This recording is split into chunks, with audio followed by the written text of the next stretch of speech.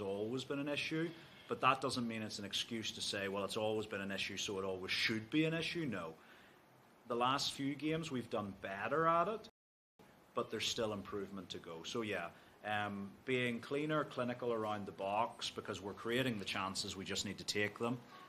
More competitive in the midfield, and in general, better and tighter at defending set pieces. Thank you, Coach. Campbell. Yes, thank you very much. Thank you very much. What is the for organizing this press conference? My name is Ibrahim Kara, known as Campbell, deputy head of sport at Start. Yeah, first of all, I was still hard work for the qualifying for the AFCON. But one people will look in football sometimes when you lose and your performance is everybody's happy. The style of play that you are playing. So are you going to see the same style of play for the upcoming qualifying rounds? Also, that is that our more young players also who are playing regularly. Because of one thing I like from players who are playing regularly but are going to play for the Barcelona. It is very good. I think it is happening. Are you going to see, especially your last game against Algeria, the performance was absolutely amazing. You give chance to Tunisia. Are we going to see this type of performance from the qualifying rounds?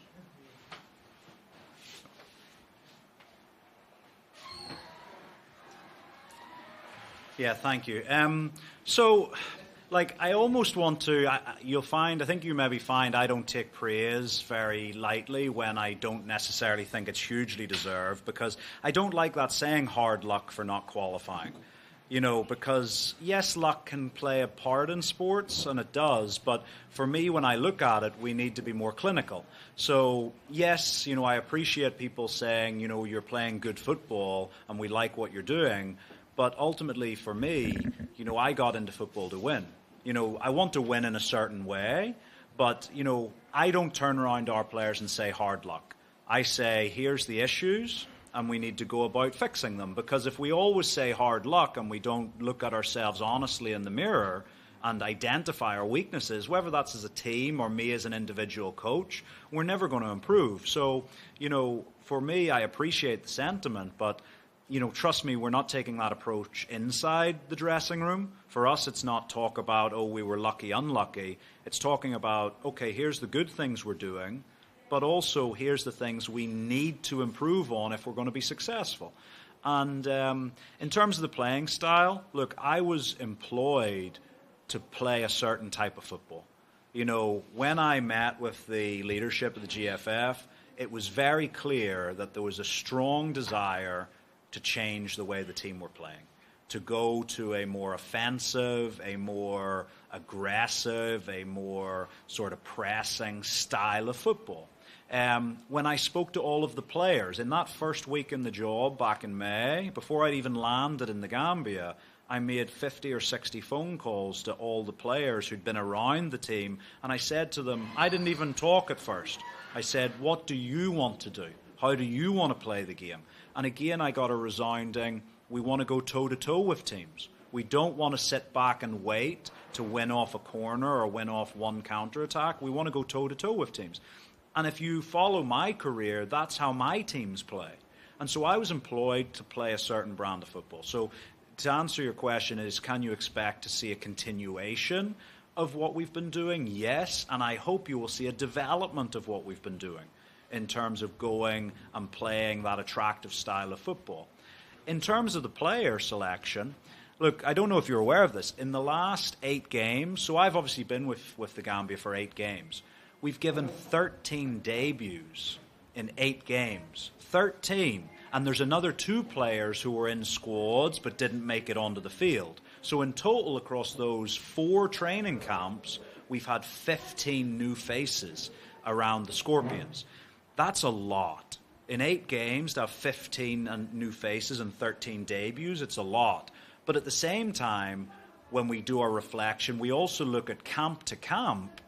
usually we've got about 75, 80% of the same players coming back. So if you look at the October squad and then the November squad, usually about 18 to 20 are the same as the previous. So we've managed to introduce 13 new players, but also keep continuity, that stability within the squad, which is not easy to do. So I'm quite pleased with that.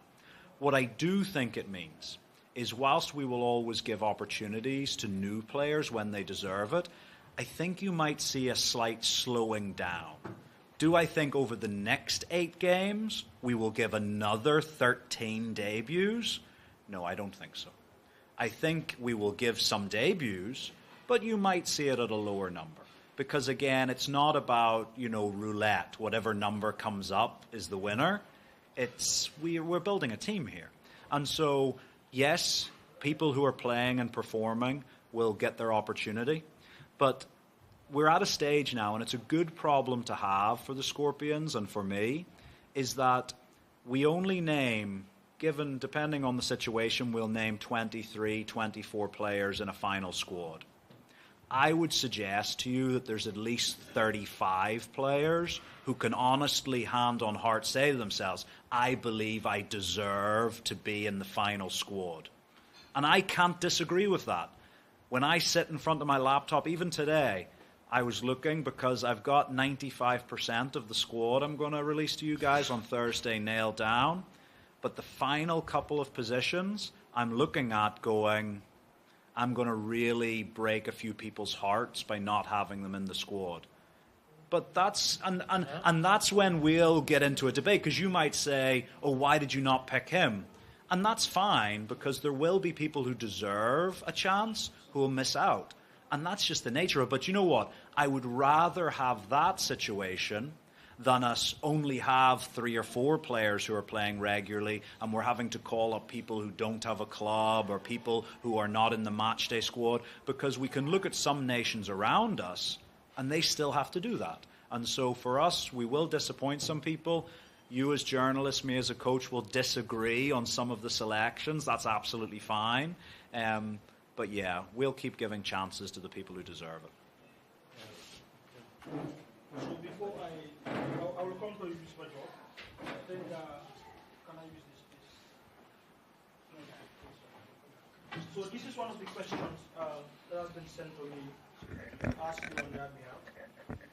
And this question is, over the last few months, the Gambian centre-backs have not impressed at club level, and 1 or 2 were on league break. Does this worry you, and how do you plan to address this issue?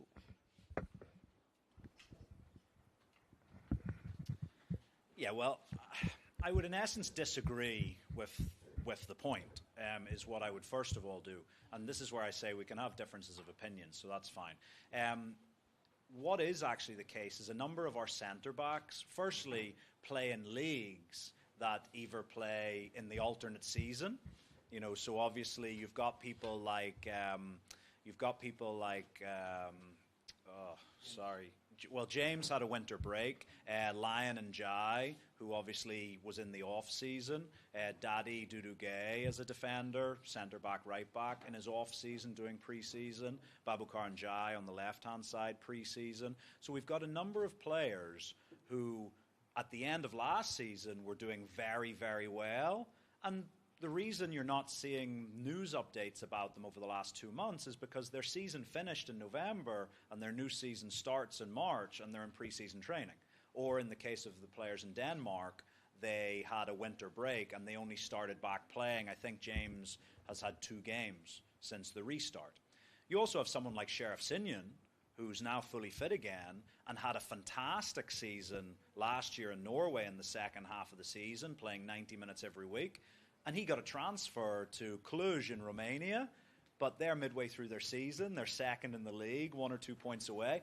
And he has to wait for his chance to play, because the coach isn't going to change the centre-backs when they're doing well, you know what I mean? And so he also is doing well. And so I think in general, across the board, actually, our defenders have been doing okay. There's a few guys are coming back. Alaji Sian is back from injury now, was in the matchday squad, came on as a sub last week for Horsens. Dembo Saidikan has had a good year developing over in Canada. Let's see if he gets some minutes in the MLS this year. And Idrissa Cisse now is back with a club he signed out in Kuwait. So, he's playing. He played last weekend. So, I wouldn't necessarily agree with the point of the question. I think we have centre-backs who are playing in a different season cycle. We've got guys who've had a winter break. Another one we didn't even mention there, we've got a young centre-back in Finland, Musa Jata, who's breaking through a little bit his debut season. He's played a few pre-season games for Aula. So again, centre-back's not a position I'm concerned about massively. There's competition for places there. There's a good age profile from the senior ones to the younger ones. And, yeah, it's just about making sure they're fit and they're ready for action when they come in for us. Yeah.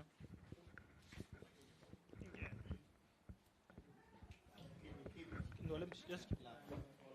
Okay.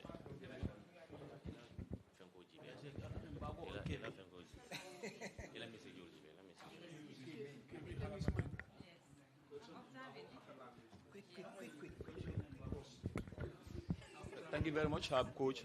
My name is Lamin Jiba. I work for the Point newspaper. I have a couple of questions, but then I will ask one. So, yes. What is how do you feel playing at home? Playing your home games away?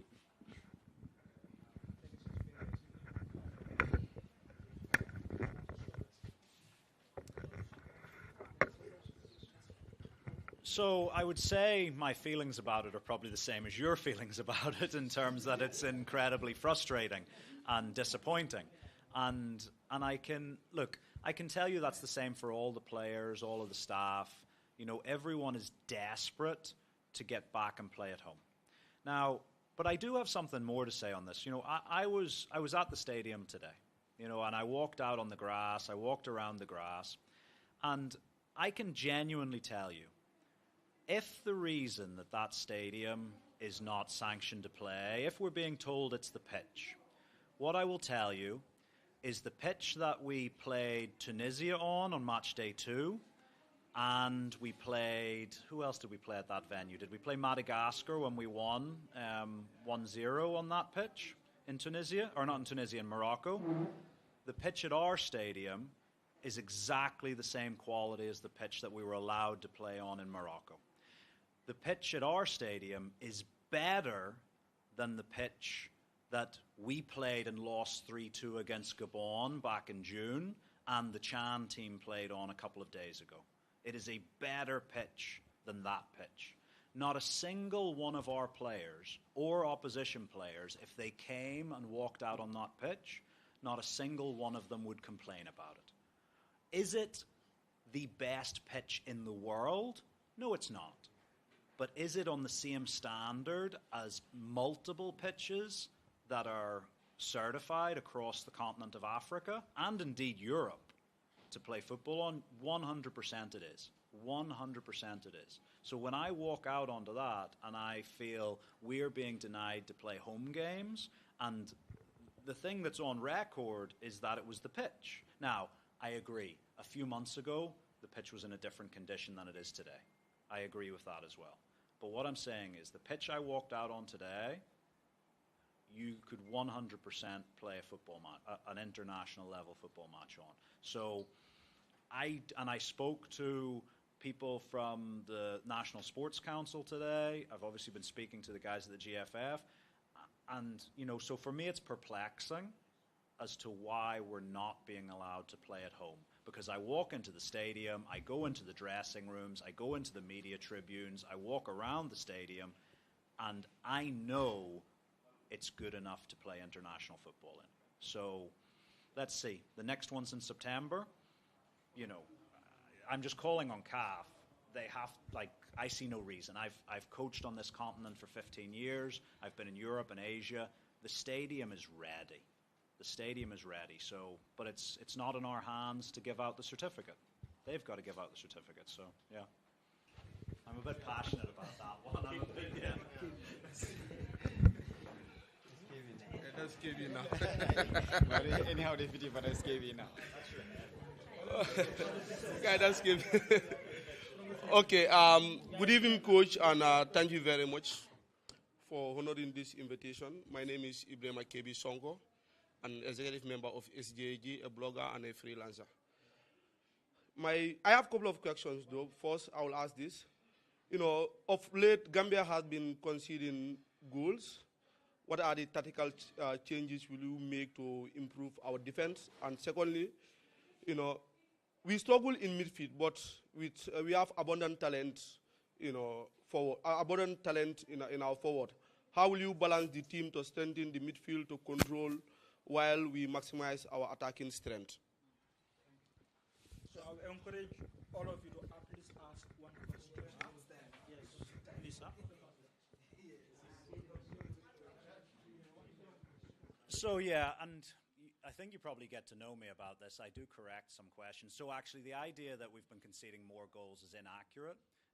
We conceded less goals in this qualifying campaign than in the previous one, and our expected goals conceded was down considerably. So again, we gave up less chances to our opponents in the most recent qualifying campaign compared to the previous one, and we conceded less goals in the most recent qualifying campaign compared to the previous one.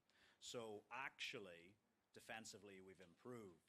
I think the thing that has frustrated, that's highlighted the goals that's been conceded, is compared to the last campaign. In the previous campaign, the Gambia had less of the ball. They were less in control of the games. The opposition tended to be more in control of the games. Whereas in this campaign, in some of the games, we've had like 60+% possession. And so when we concede a goal, having had so much possession, it's almost like a light bulb goes off in your head that you really notice and remember it more. But actually, in terms of opposition chances, there's been much less. It's not quite down 50%, but it's like a 40% reduction in opposition chances across the campaign. And in terms of goals conceded, it's down as well. So it is less, but does that mean we need to not worry about it? No, not at all. I think one of our things is making sure we're ready to defend counterattacks against us, which is new for the Gambia because we're sitting higher up the pitch than we've ever done before. So teams, if they get a chance, it's more likely to be a counter-attacking chance.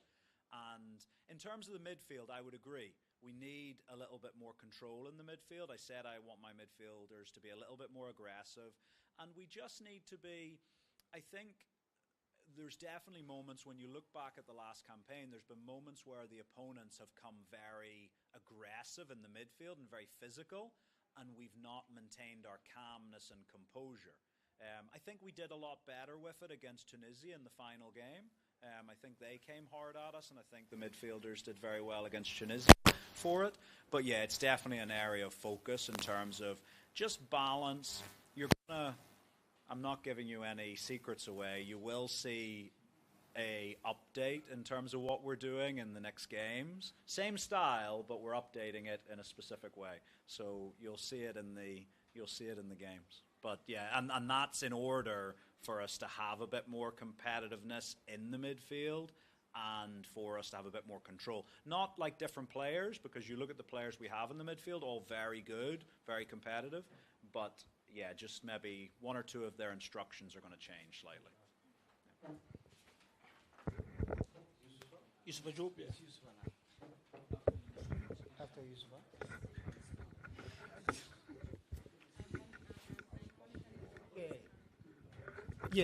Coach, thank you, and of course, Omar, the SJG. My name is Yusufa Job, sports presenter at the State Radio, JRTS.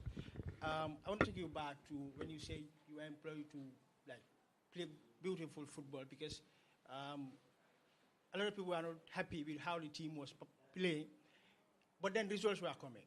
Now that you're trying to change, performance-wise is good, but results are not coming. Does it give you a dilemma, or have you ever sat down and think how to balance it? Rather than just trying to change at once, results are not coming, but even though performance-wise, you can say it's good. You talked about statistics here. With all those statistics, at the end of the day, it doesn't get the country to AFCON. Have you ever sat down and think, okay, do we need to balance as to how we defend and attack instead of going all out?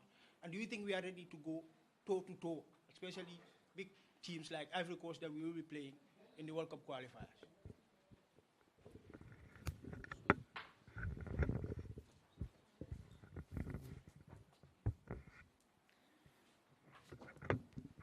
Have I considered changing? No, because this is the way my teams have always played and have always won. Does that mean every team plays exactly the same? Is the way my Rwanda team the same as the way my Uganda team played? No, because you take into account the specific players and you apply what we're trying to do in a slightly different way depending on the players we have. But in terms of the overall emphasis of play, and look, I also, for me, people would say if you want to defend well, you should be closer to your own goal. But actually, I would suggest you, for example, Liverpool defend quite well, and they go and press the hell out of the game, you know. They go, but it's just a different type of defending. It's defending higher up the field rather than, and so, look, there's no right way to play football. You know, I would never sit here and say someone who does it differently than we're trying to do it is doing it wrong. No. Someone said to me earlier today, we're all trying to add up to 10. You maybe do 5 plus 5. I might do 7 plus 3. So, you know, but it's the way I want my teams to play, and it's very much about we need to get better. We need to get better at doing it. The other thing as well is, and people overlook this, literally we were 1 goal away. If we'd scored 1 more goal in like 4 of our games and turned a draw into a win or a defeat against Tunisia in the first round into a draw, we've qualified. 1 goal is the finest of margins. And when you look at it and say, well, you know, our XG for the campaign was 12 and we only scored 6, you can see that we had the chances to score that 1 goal. And so it's also that, look, not qualifying is a huge disappointment for everybody. But I think the worst thing we can do is, off a disappointment, throw out all the good work that we're doing. And so it's just about being better and being more clinical at what we are doing. So please, 3 more questions. Huh? We have 10 minutes. No, we are not coming back. After Iftar, we are not coming back. Abete nyina ngano la ziyo. You can reserve a close day.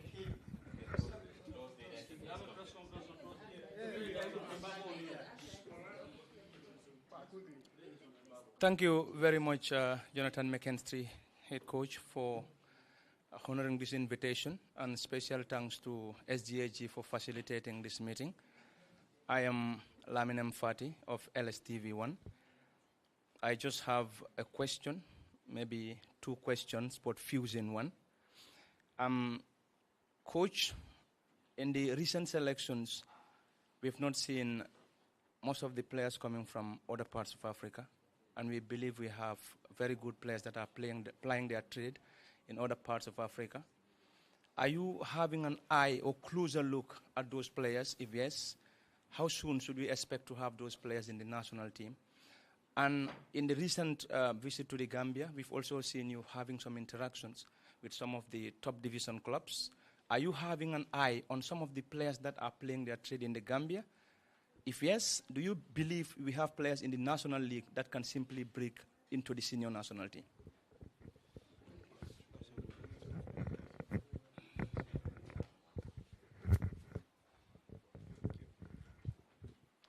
So yeah, in terms of the players playing on the continent, yes, 100%. Obviously, we've already called players up who are playing on the continent, because if you remember when we invited Idrissa Cisse, he was playing in Senegal. And I think partly because he got the exposure of the national team, he got his move up to Europe through that. Obviously, we've had Lamine Seydi from the local league here, from Real de Banjul, in the last few squads as well, and he's done well. So absolutely, we're tracking the guys. And look, we know, obviously, we've got players, you know, we've got the likes of Sila, who's doing well in Tanzania.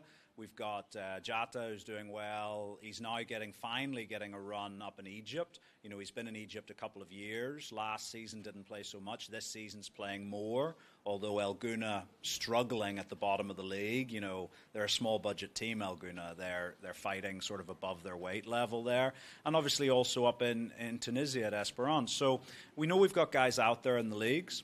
And we're keeping a track on them, getting their videos, monitoring them, being in contact with some of them. And, yeah, there is an opportunity for them.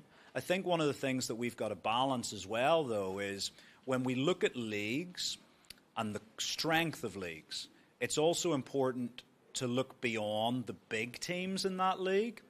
So, for example, in Tanzania, you've got Simba, you've got Yanga, you've got Azam, who are the big money teams. But the teams at the bottom of the Tanzanian league are not much bigger than some of our teams here in the GFF First Division.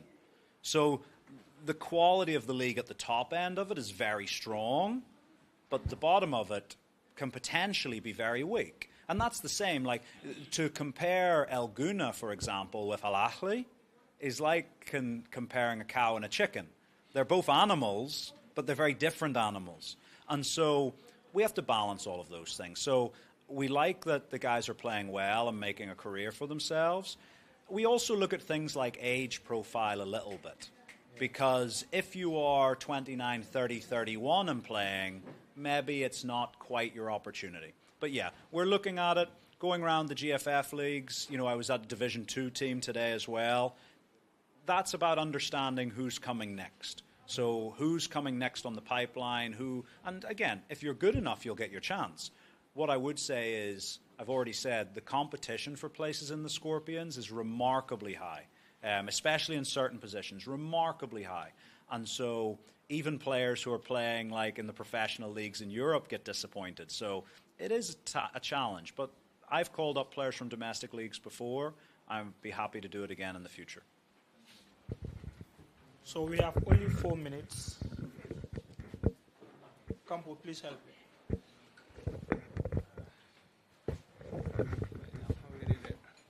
Summarize your question. I am very hungry, man.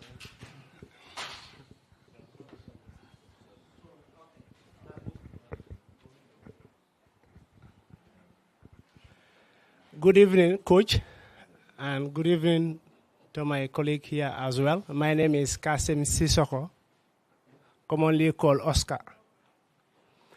I will take you back, like during the qualifiers, one of our games, I believe was winnable fixture for us against Tunisia. We first score. You do mention here some of the slow starts the team has during the qualifiers that warranted Gambia not making it 3 in a row. What are the reasons you believe cause teams to have slow starts in magnitude games like that? And also the likes of Omar Colley, Minte, and Musa Barrow, you couldn't find the best of them, or was it you couldn't find the best of them, or they are not able to find the best of themselves in that particular match?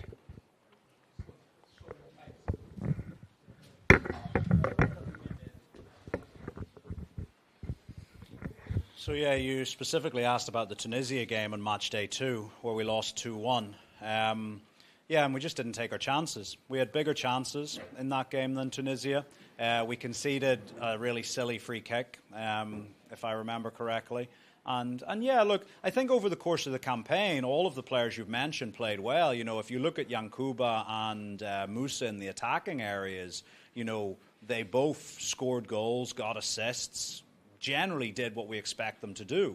And, you know, for Omar, again, part of a defence that, like I said, we cut down opposition chances by like 50%, and we you know, our XG against was so low. So we just need to do a little bit better. It's not about 1 or 2 players. It's about everybody, but everyone's really focused on it. And I think you saw in the second game against Tunisia very much what is possible from this group of players. So, yeah, I think it's just a case of keep adding to what we're doing. So, Molami, that's the final question. You can take your time and ask. Yeah. Before the food comes. Just ask. Yes. Annie? One question. It's entitled to one question. No, you can ask. Yeah, you can. Okay, good evening, Coach. This is a public view, like whenever the Gambia is playing here, they come out otherwise. People will be saying that maybe they are not receiving any support from the GFF or other international bodies or the government. And I want to know whether you have any technical support for, assisting you in your work.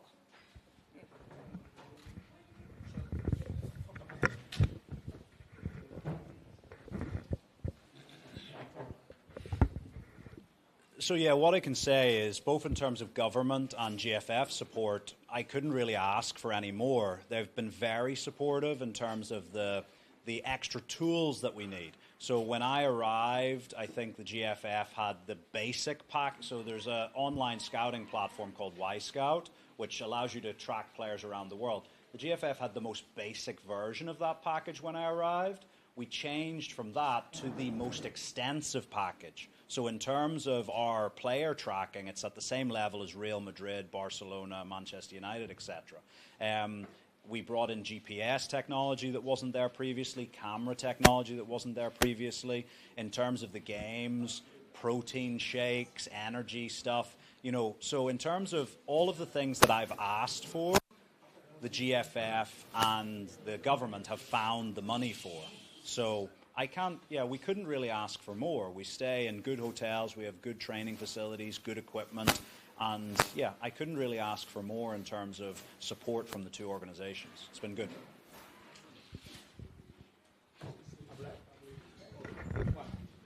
Yes? Okay, MS. No, Oscar, you ask. So let's MS. Do you have any question? No, but we're asking you, and then also didn't ask.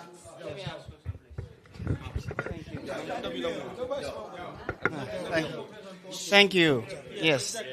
Thank you, Coach.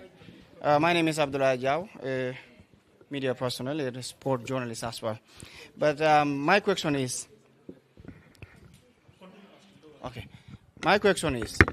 what were some of the things you learned about Gambian football prior to thinking that you're the right candidate for the job? And when you came to the Gambia, how are you working with the football authorities in making so those maybe gaps or loopholes that you've observed in Gambian football that you think were missing, that when you come, you connect the dots? How far are you working with the football authority in making sure you connect those dots in order to realize at least development in Gambian football? Thank you.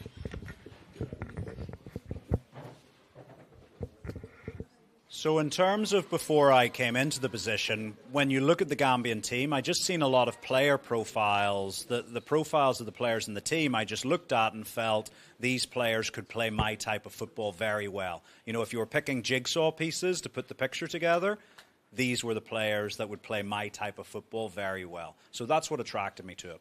In terms of here, there are gaps. There's no doubt about it. We're still a developing football nation.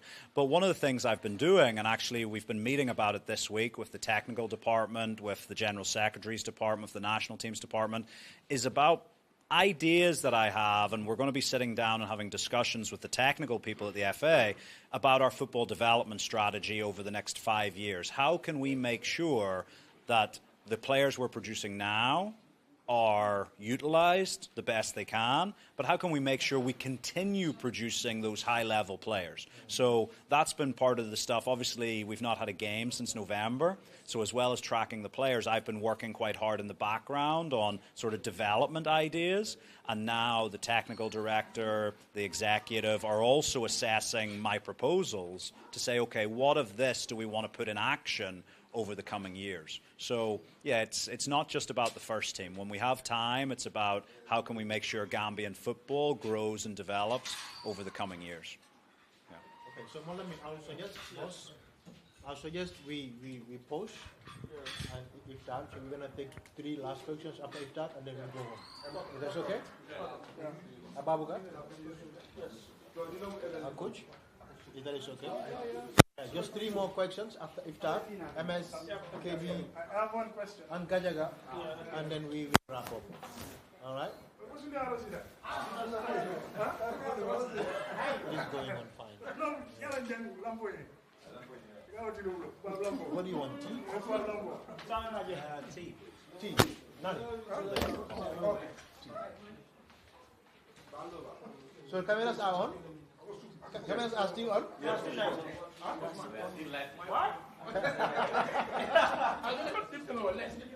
No, boy, it's fine. Don't worry. Go.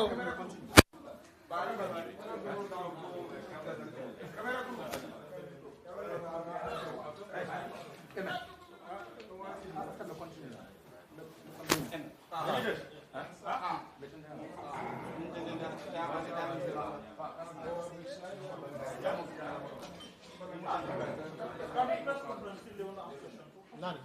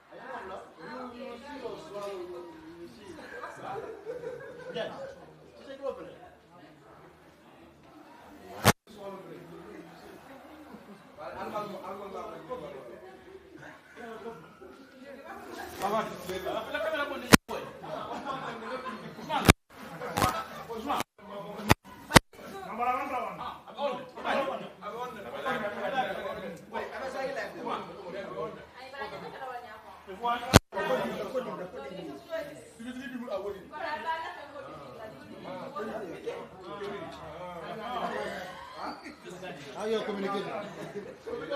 Now you're communicating to my boss.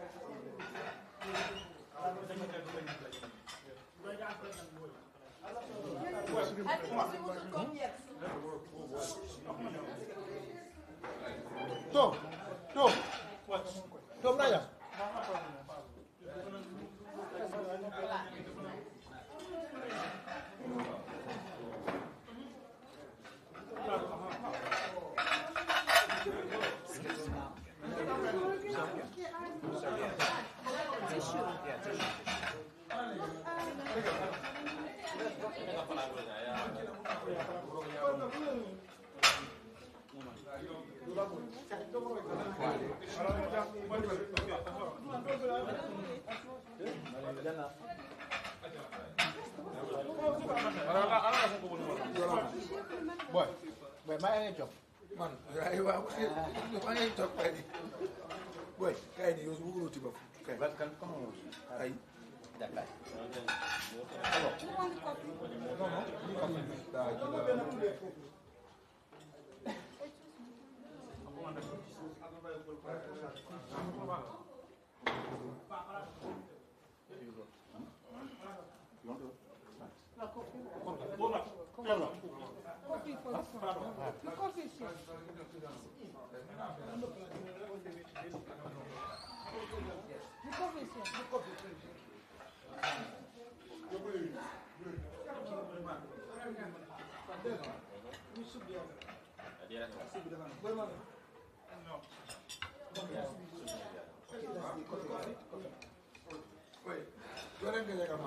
Sadio. Dafa jël gaay. Jël na.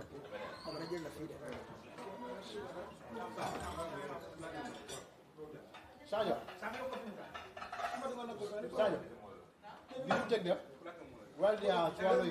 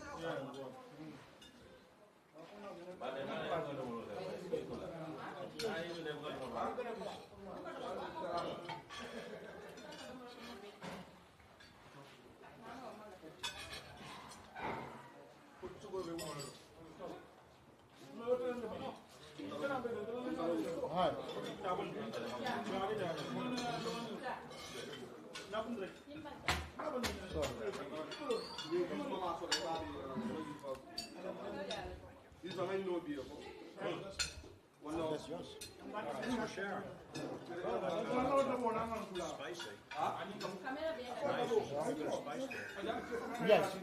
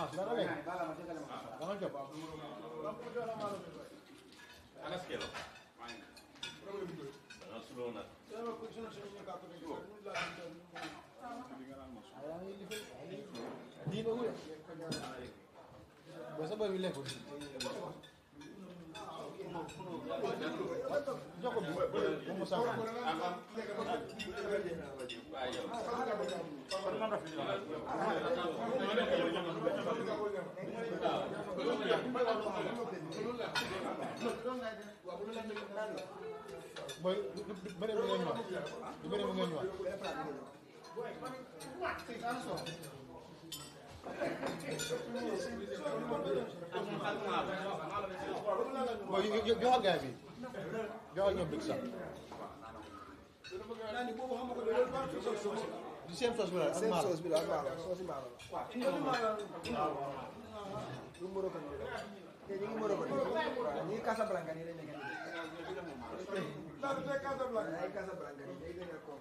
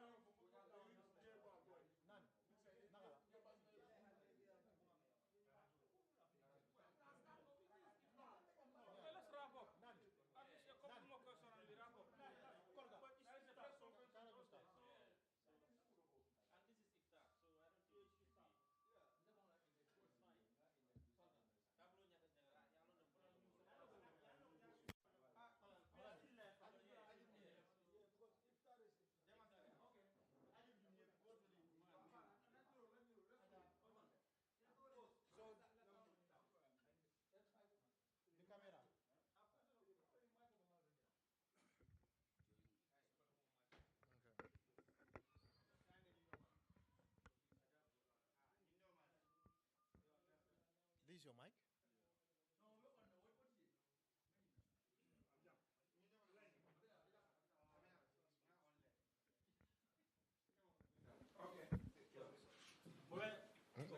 Yeah, I just want to know.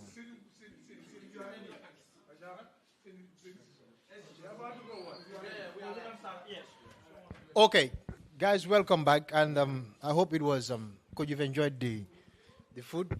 Huh? So we are trying to wrap up now. So far, it has been going on fine, and then you've been really being honest to the questions, which I like so much. I have one. Well, let's say two questions, but I'm going to ask one and then throw it back to the floor. So this one is regarding the composition of your staff, which appears from the outside as quite... this has to do with the composition of your staff. Outside, it appears so bloated. And then can you explain the essence of having two goalkeeper trainers at the national team level? Is it simply because of I'm going to quote from someone to say that the one that came, you can clarify that too, is your friend, and then does it mean that also you don't have that power to decide on a goalkeeper trainer for the national team? Do you need two goalkeeper trainers for the national team?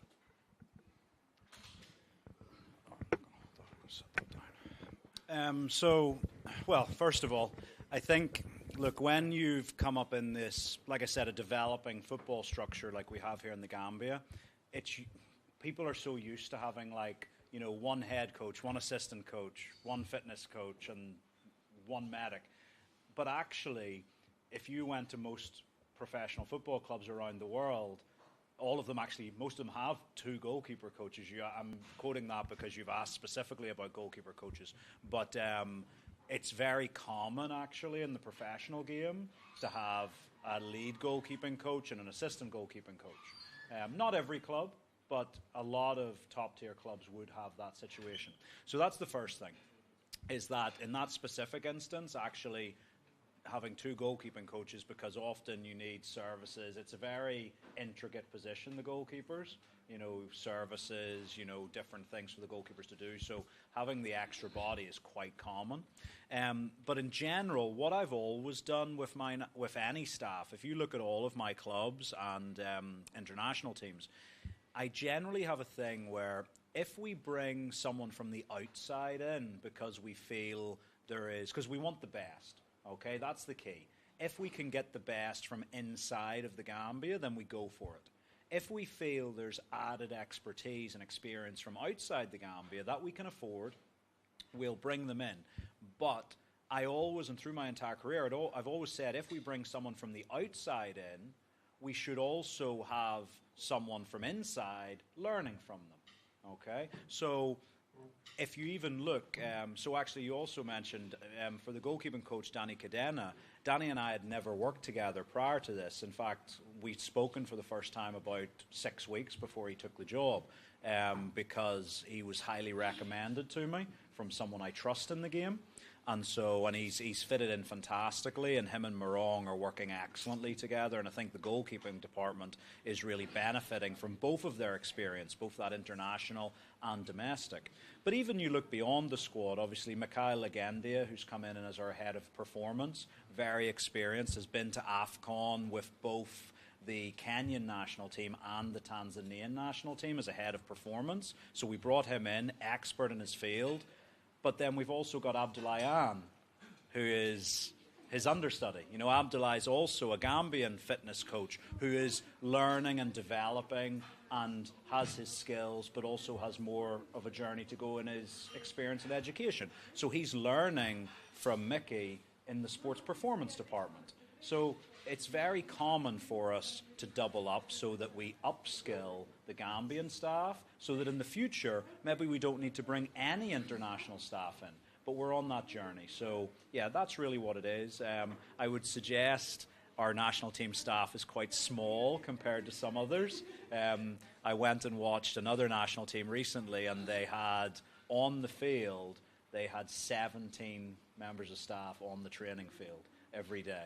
23 players and 17 members of staff. And that's not like executive or anything. That is coaches, fitness coaches, medics. And so I think we've got 10. So 10's not really bloated. I just want to exhaust the technical stuff. Just two questions only, just to end it with there. And it's good that you've clarified your stance on having two goalkeeper trainers, which is clear. And my next question has to do with the posturing between your two assistant coaches, who both want to be heard and valued,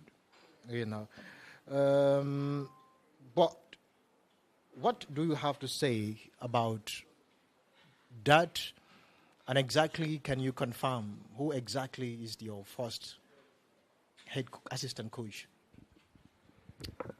Well, I'll answer this for the second time, and if any of you remember what my answer to that question was the first time, was that there is no first or second assistant coach. All of my coaching staff, and I extend this to, we have Alaji, we have Abdu, we have obviously Marong, we have Danny, we have Mickey, we have Milad, we have Abdulayan, all technical staff. Everyone has a say. The right answer can come from anywhere. The wrong answer can come from anywhere as well, but it's about a collaborative effort. I want as much information as I can, and all of them have different skills. All of them have different skills. Alaji is someone who has huge experience in the game here, domestically, internationally, and his experience of being around the players in the team can't be undervalued. You have Abdu, former national team captain, who's really in the last few years just starting his coaching career, so still has more to learn. Yes, a pro-licensed coach, but even he would say, as I still have more to learn, all of us do, but he's still on his journey. So everyone comes with different experiences, and just like any staff you might want to employ at the Journalists Association, you would like people with different skill sets to come together so that we get the best outcome at the end of it. So, yeah, there is no first, there is no second. There is simply people who are asked to give their honest opinions, and then I make a decision. So the question essentially is, who takes charge if you are not around? Well, I would only hope that that never happens, because it would suggest that I am ill or something very bad has happened. But in essence, it's my job to be around. We would make a decision in that moment. We would make a decision in that moment. Finally, for me,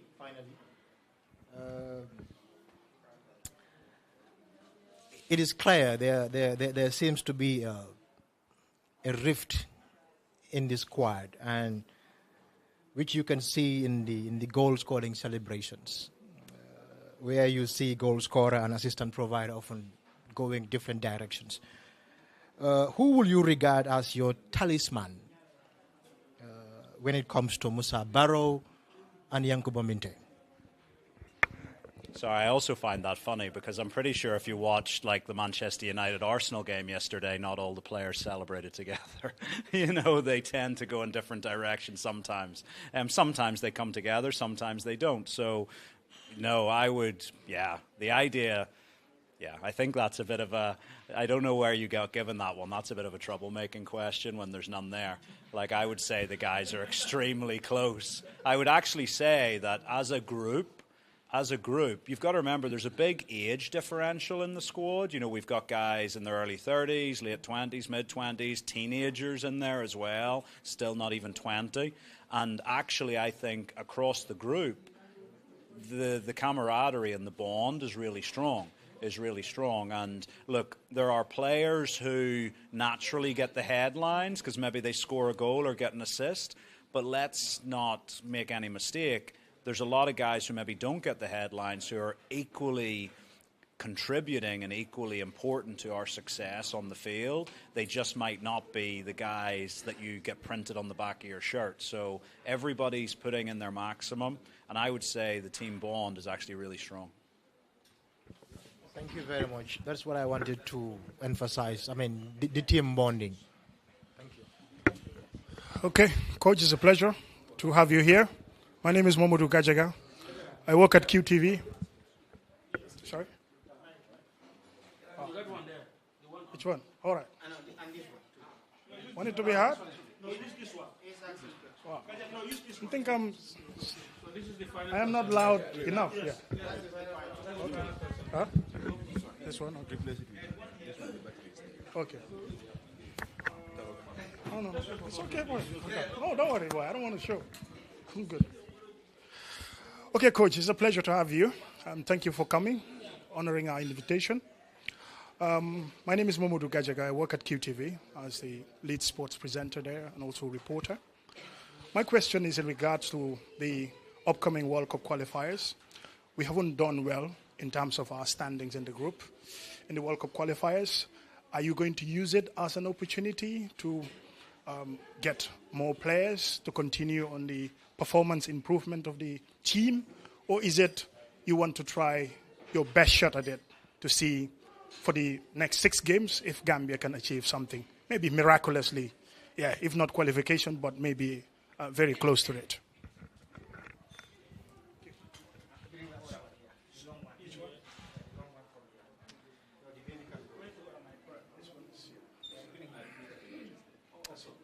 Yeah, so I think overall, look, we go into, especially when it's a competitive game, we go in to try and win the game.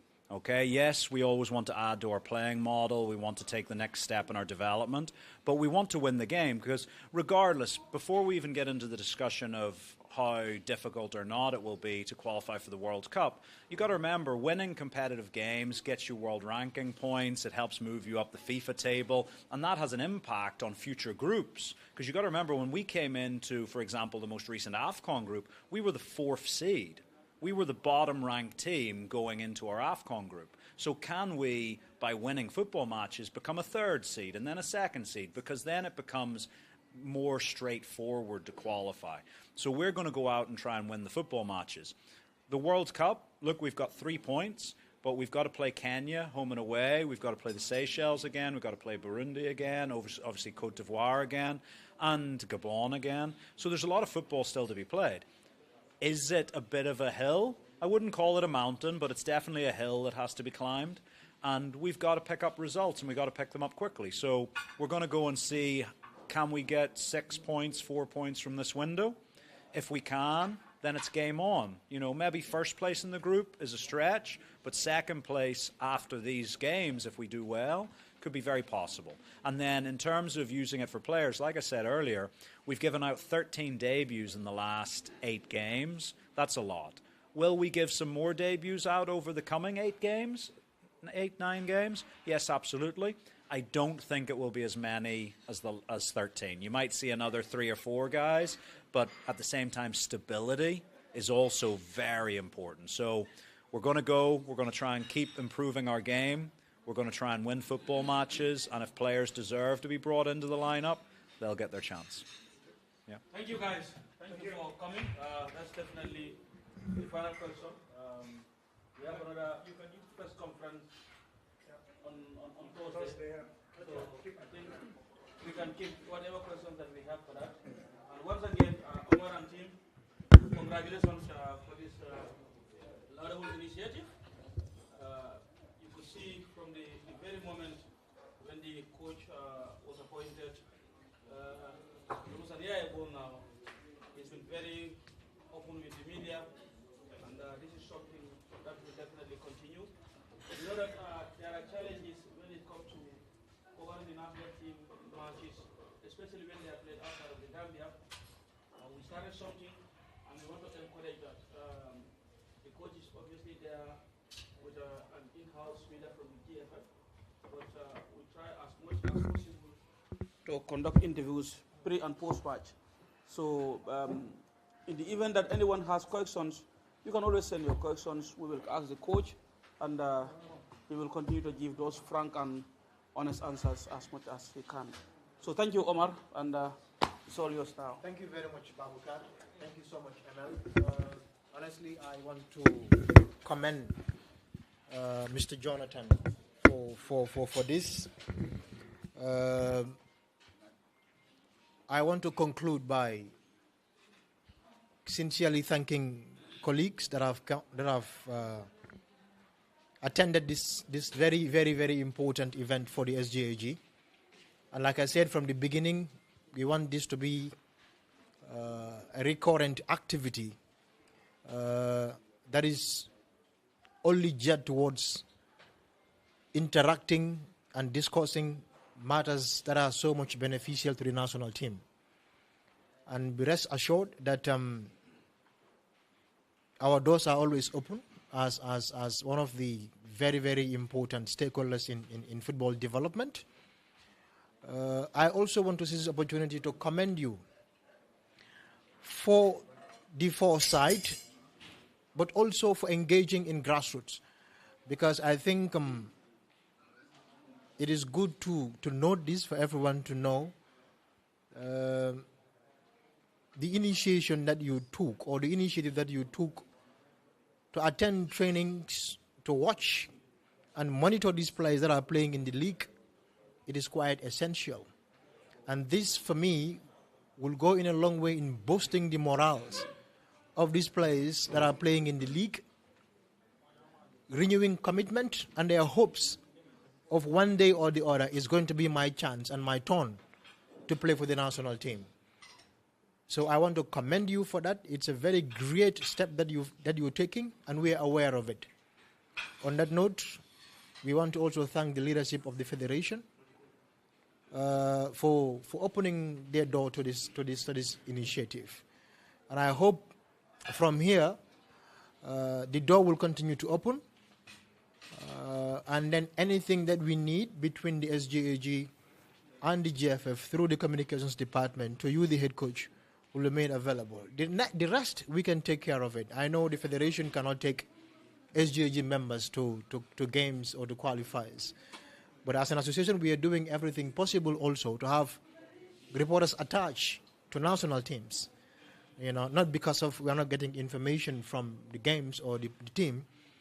We send him questions sometimes, and that is the relationship that we have with him. But also, it's always good to have an independent eye attached to the national team. Not for anything, not for scrutiny, not for anything, but also to serve the larger purpose. And that we are going to work very hard to make sure that we have representatives also attached to not only national teams, senior, but also the junior categories. Because at the end of the day, the communications department cannot also do it alone. You know. So thank you very much, Coach. I am very, very happy, honestly, for honoring this invitation. And then we are ready to work with you, hand in hand, to make sure that Gambian football develops from this stage to the desired stage. Thank you very much. Okay, thank you.